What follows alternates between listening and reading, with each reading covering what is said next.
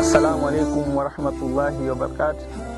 Kwa jina naitwa Dr. Amir bin Athman, ni mkufunzi kutoka Chuo cha Afya St. College campus ya Mwanza.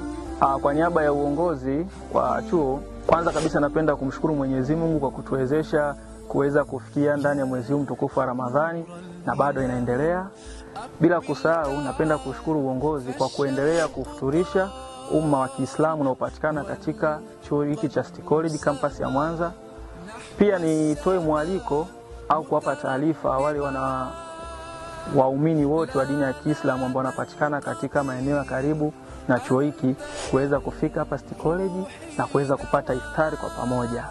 Wabirai tawfik wa anza. Salamu alaikum warahmatullahi wabarakatuh. Ramadan ya habib Ramadan.